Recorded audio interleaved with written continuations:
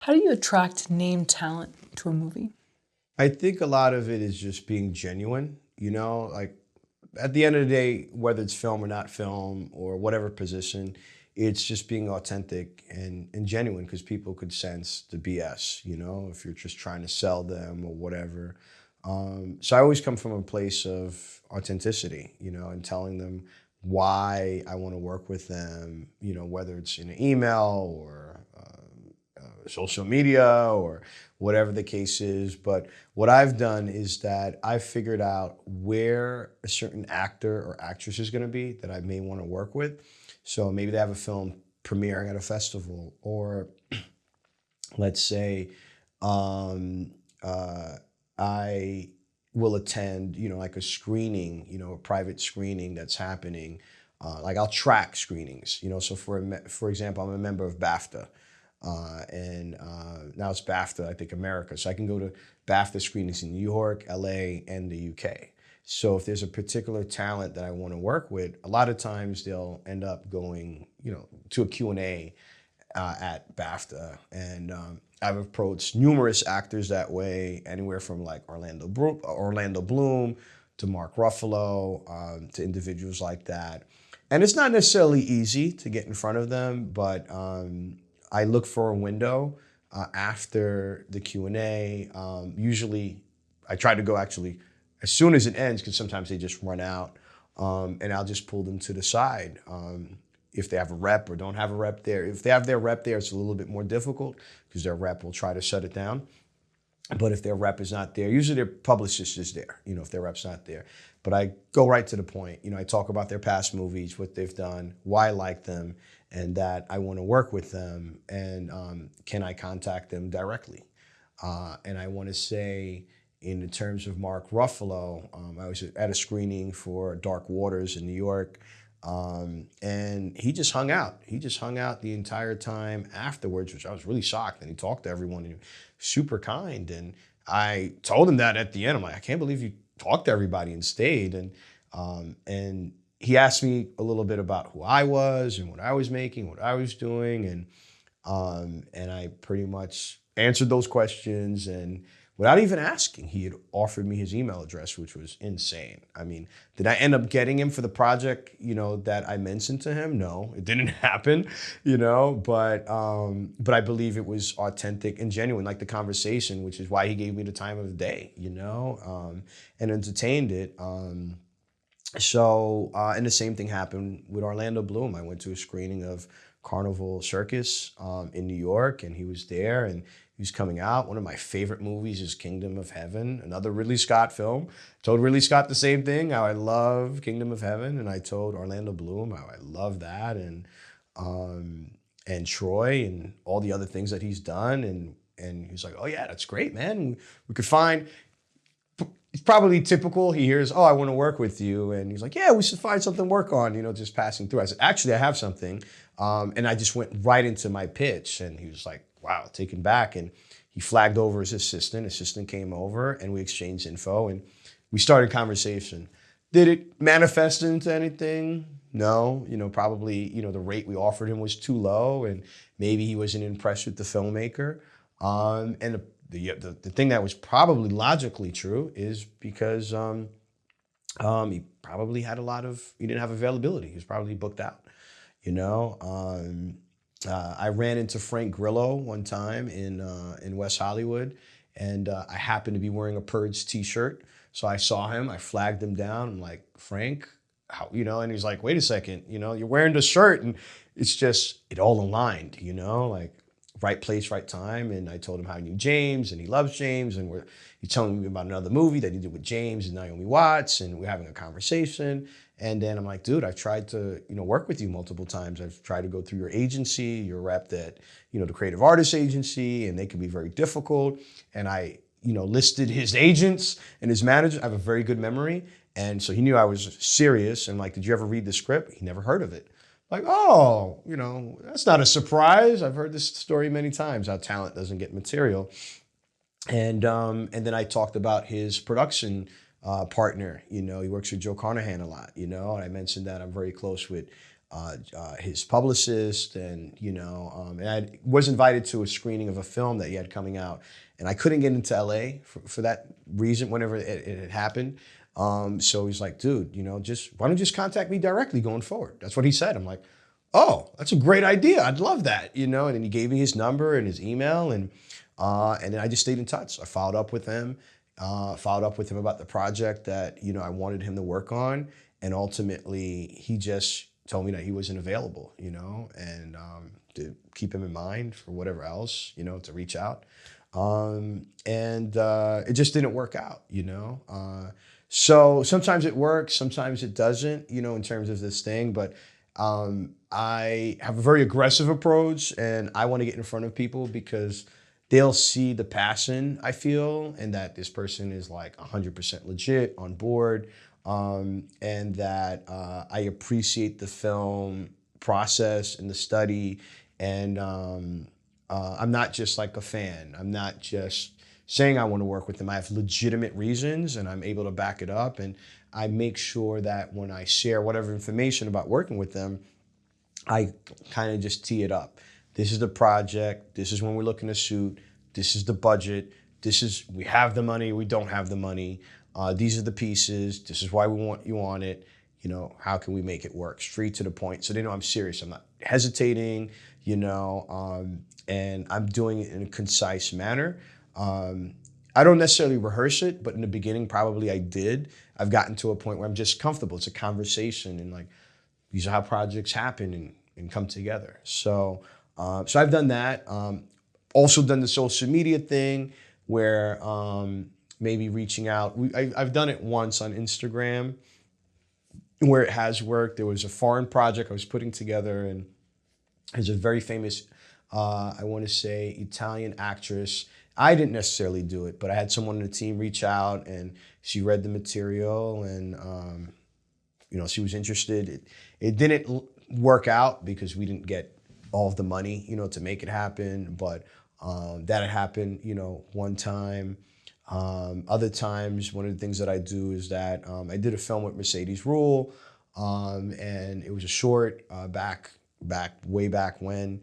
And one of the actors had a really good relationship with her, had worked with her before, and we basically just went through her directly. We never dealt with her agents or reps, and she came on board. So one idea that I always say is like, you get one, you get all their friends, So that's the strategy that I use, and they want to work with their friends, So that's one way. Just getting a list from them, like, who do you know? Who do you have a relationship with? Who would be, like, who you've been trying to work with? Sometimes it's going through the agent directly. I do really well in Europe. The agents are a little bit more, I want to say, flexible. So if the actor or actress has rep in the US and in Europe, especially if it's a European project, I'm going to go through their reps over there. I've been able to like somewhat attach talent that way. It doesn't always work, especially if their US agent is not like friendly, then they'll shut it down. Sometimes that works. And then obviously using a casting director, that's been one way. A lot of the times, if I don't have the bandwidth or the energy, or I just can't figure out how to get in front of a certain actor or actors, we'll just use that. And it's a lot of work to honestly, there was a project I really wanted to get Jamie Foxx involved in. And I think the night before, there was a screening happening in LA. I found out on a Friday night. A friend of mine told me about the screening, and I was trying to figure out how the hell to fly from New York to LA to get there in time. I couldn't find a flight to match it, and the flights were very expensive.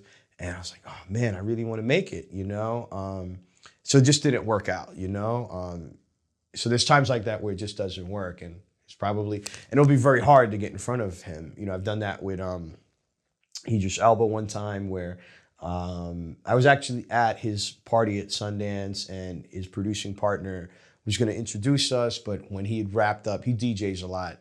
He was wrapping up his DJ set. His security detail just surrounded him because there were a lot of people there, and I guess he didn't want to talk to anyone, and he just bolted. So the producing partner couldn't introduce me. So I had gone down to Art Basel in Miami, and I knew he was going to be there at this club DJing. And I went to the club and I waited for him to come, and he came out, of course, but it's really dark, it's loud, and there's a million bodies in front of you, and I just couldn't get through. I legit couldn't get through. And I was just like so pissed. I'm like, I can't believe I did all this to get through in front of him. I can't even talk to him. And even if I did, a part of me is like, it probably wouldn't work because he's DJing and it's so loud and he's not going to stop DJing to talk to me. So I thought out like how it could work. Like sometimes it works out where there's a moment where they're by themselves or whatever, and you get that moment to talk to them. And other times it's just impossible because of security around them, or, it's a loud venue. But I would say my success rate is pretty high because, again, I'm very polished and buttoned up when I approach an actor or actress. And it's not as a fan. I have an agenda. I have proof of whatever I'm talking about. I make sure it's in a place that it has some type of element that's exciting, whether it's an exciting writer or director or both, or a production company or producer, or I have money. I'm not going to come with a bad script with nothing, because it just doesn't make sense, So just along the way, I've just met a lot of great talent just being at festivals, like just walking in Santa Monica. One day I'm walking and oh man, it's like Craig Robinson. And then I walk over, I'm like, wait, are you Craig? You look like Craig. He's like, yeah. I'm like, dude, I said, like, I'd love to, like work on something with you. And he's like, oh, cool. We should find something to work on. And I'm like pitching him. And I'm like, dude, give me your number then. He's like, okay. Gives me his number and his email. And then we started a friendship, a relationship. So I just reached out to Craig. I brought him projects, and unfortunately, it just didn't hit, like he wasn't interested in it or wasn't what he wanted to make and do. So just, and we just said, hey, we'll find something one day eventually, but I have that open lane where I don't have to go through his reps or whatever or be blocked. So I've done that quite a bit with a few actors and developed relationships with. And it's out of the box. Most people aren't thinking, they might be intimidated or they don't know what to say. And maybe in the beginning, I would have been really nervous, but I've practiced so many times, like doing Toastmasters. And Toastmasters is a non-for-profit group that helps with public speaking. So I've practiced my public speaking so many times in a group in front of one person. Some people are good one-on-one and they could talk one-on-one, and some people are good at talking to a group. I've practiced both just to be able to, because I believe that it's my responsibility to be the best producer I can. So that's investing in myself. This has nothing to do with film, but taking classes where I can be the best me, so I can show up the best way. And that's really helped me to be able to do these things and figure things out. So that's one of the ways that I find and attract talent or work with talent. But I've done everything under the sun, as you can see, to work with talent. Do you adjust your approach based on New York, LA, Europe? Like, is there an LA approach that would not work in New York and vice versa? The thing is that I try just to feed into like how I would do it. I don't look at the fact that I'm in New York or LA because what I've been told by my colleagues in LA is that it's inappropriate. Don't do it. Like you could be shamed for it or whatever. And I've seen it being in an LA party or whatever. There'll be like some cool person, and people just like pretend that they're not there, but they know they're there. And it's like weird, you know what I mean? Oh, it's like, it belittles you if you like go and talk to them and, like, no, like I'm just gonna go in, it doesn't matter. And, and I use my personality. That's where I feel comfortable in myself, whether they say they don't want to talk to me or not, they could just say no, like, I don't want to talk to you. I'm not interested. I want to say most actors that I've met and approached, I just come in really direct, like, hey, this is my name, this is what I do, want to work with you, love your work, what you've done, this is the project, how can we do this? And they'll say maybe, contact their reps, I'll deflect. I did that with Eddie Redmayne. I ran into him right after when he was nominated, I think. And he didn't want to give me his direct info. So he said, if you really want to contact me, don't want to deal with my reps, don't want to deal with my agent, contact my manager, and so my manager, responds, don't worry about it, and that's what I did. So it's their level of comfort. If they don't want to give me their email or phone number, then that's fine. Then what's the best way to contact you, So yeah. Does rejection challenge you? In the beginning, I think rejection was, very challenging. But the thing is that people say no for so many reasons. And sometimes it's no because they woke up on the wrong side of the bed.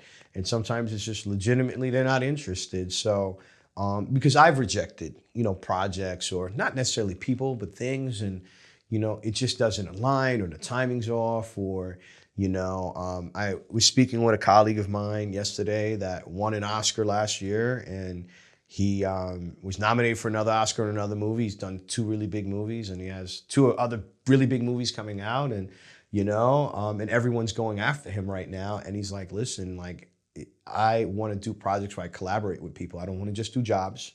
And the thing is that I can't do everything. And a lot of times I turn down really big paychecks or opportunities or, getting offered an overall deal. And it doesn't make sense, but this is my process, and I want to spend time with my family. I want to do this. I need to take 2 months off after this movie comes out, the end of this year.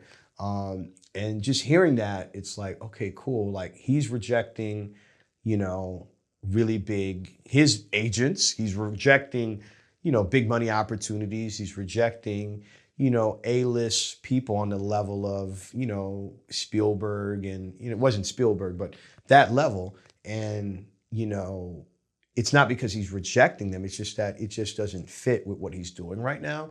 And he wants to be the best him when he does a project. So when I go to someone and pitch them and they reject me, I don't make up a story. I look at it for what it is. What it is that they said no, and that was it. They're not rejecting Ramfis, the individual. They're not rejecting even the project.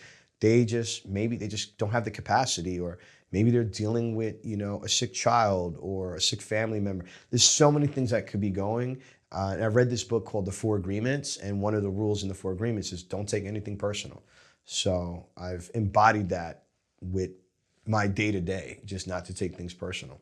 Ramfis, do you have a project for almost everyone? So if we saw A, B, or C walking down the street somewhere in Hollywood, Santa Monica, would you be like, oh, so-and-so, I love your work, and you know their work inside and out, you know their IMDb credits? It's 50-50. Like half the times I have something that'll fit because I fluctuate with multiple projects. I have a slate, of different genres.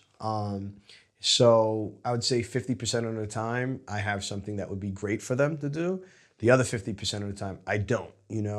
But when I don't have something, like if I ran into Jennifer Aniston, for example, I don't have anything that would be for her per se, but it'd be good to have that in the back pocket if I have a project that makes sense. So I'll give you a real story of what happened. I was at Sundance Film Festival. This was 2018, and I was going to a party that Christine Vauchon was throwing from Killer Films, really dear friend, and I was going into the party, but at Sundance you have to be on a list. It's very strict, and the group in front of me couldn't get in because they weren't on the list. The group behind me, or the guy behind me, the guy in front of me couldn't get in, and the girls behind me couldn't because they weren't on the list. But the guy in front of me, we hit it off so well. And I went into this party, and it was for the film that they had done with Dominic West and Keira Knightley. They were there. I didn't approach them because they were like in this area and there was a lot of security. And it probably just didn't look right or good if I broke that line. So I didn't do that. So I just engaged with Christine and, the people at Killer Films. And I went and spoke with, other individuals that were there. So I met a guy that was I think he was a talent agent, became talent manager. Or maybe he was a talent manager. No, he was a talent manager, And then I met with another guy that's a financier, They went later on to finance Parasite, which was really cool. And we just hit it off so well. So I stayed in touch with these two. They both lived in LA. And then when I wrapped up at Sundance, I went to LA. I usually spend like a month in LA afterwards, just doing all my follow-ups with people I've met.